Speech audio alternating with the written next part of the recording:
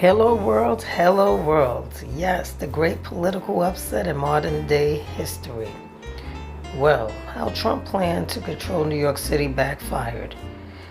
Anyone watching the mayoral debate again has now learned that the new mayor coming to town, that's New York City, is now Zohran Mamdani. However, in 2025, Donald Trump placed a high stakes bet to grab hold of New York City's political machine. His plan was to endorse his old nemesis, Andrew Cuomo, for mayor and threatened to choke off the city's federal funding. It was a classic Trump move. However, it clearly backfired. The whole drama kicked off during the wild 2025 New York City mayoral race. The Democratic primary was already a circus. After a federal indictment against the sitting mayor was suddenly dropped, the floodgates opened, and then you had Cuomo stepping in. Well, again, his mayor, that's Mamdani's main opponent couldn't have been more different. Zohran Mamdani, who is 34 years old, is a Democratic socialist, and was a state assemblyman from Queens, who most of the city had never heard of. He was born in Uganda, and he was a first-generation New Yorker, a Muslim, and a tireless grassroots organizer. His campaign wasn't about a resume, it was about a movement. He pulled together an incredible coalition of young people working hard. So, Trump rolled out his strategy. First, he tried to scare the city's voters by threatening to cut off federal funding again to New York if Mamdani won. A move meant to convince everyone that a vote for the progressive was a vote for financial ruin. Second, in a twist that left the political world spinning, he endorsed Andrew Cuomo just before the election. Trump admitted he was not a fan of Cuomo, but said voters had to choose between a bad Democrat and a communist, and he was picking a Democrat. The stage was set, and then everything went wrong. Again, Trump's meddling was supposed to be the kiss of death for Mamdani's campaign. Instead, it was a political gift. The threats to defund the city didn't scare New Yorkers, they infuriated them. It felt like a political threat and more like a personal attack.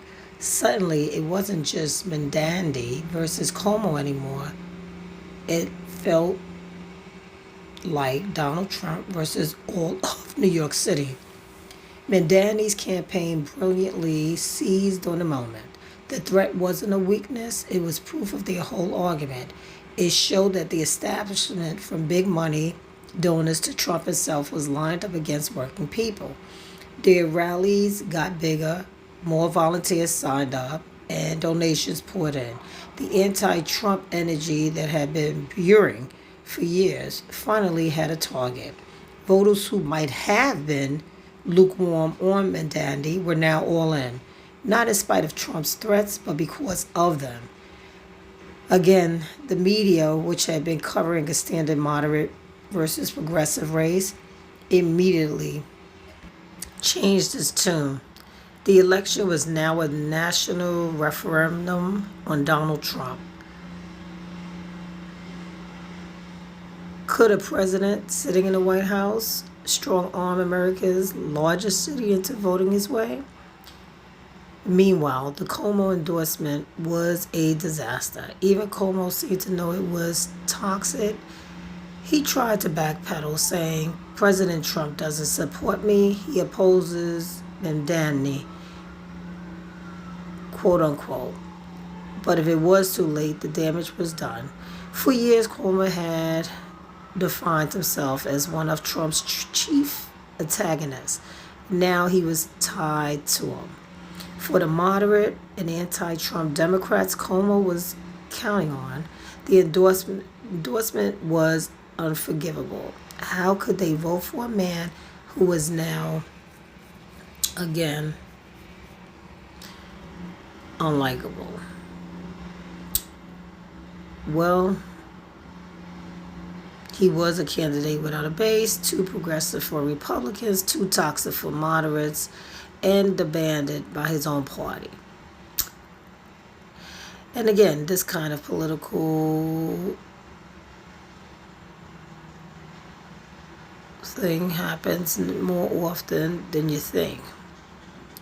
History is filled with powerful people who overplay their hand and again pay for a price.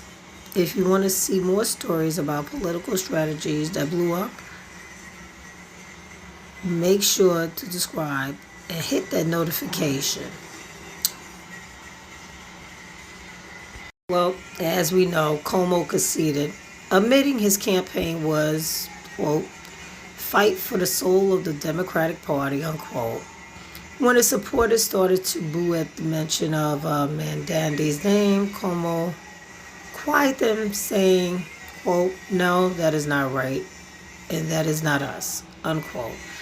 It was a somber end for a political compact that was ultimately sunk by an unwanted endorsement. From the White House, Trump's reaction was a predictable mix of denial and blame, reportedly posting on social media that it wasn't a true loss because his own name wasn't on the ballot. But everyone knew the truth. His plan hasn't just failed, it has produced the exact outcome he wanted to prevent on a scale he never saw coming. Again, the aftermath and analysis. So why did Trump's plan backfire so badly? It boils down to him completely misreading the city he came from. He saw politics as a simple transaction of threats and deals, thinking he could bully an entire city into doing what he wanted. But he just didn't get it. For so many New Yorkers, their identity is wrapped up in the spirit of defiance. And as you can see, how that ended. Ultimately, Trump's strategy was designed to create fear, but it sparked solidarity instead. It was supposed to divide his opposition, but it ended up uniting them. He thought he could use his power to control the outcome, but he just became the main reason for his own defeat. The election turned into a story about a city that refused to be told what to do. Well, in concluding, I'll just add that the 2025 New York City mayoral election will go down as a huge political upset. But it's more than that. It's a perfect case study in the limits of brute force politics. Donald Trump wanted to prove he could bend, I'll say, his hometown to his will. Instead, the city proved its defiant spirit was stronger than any threat he could possibly make. Zohran Mamdani's victory wasn't just a win for the progressive movement, it was a victory for a city that when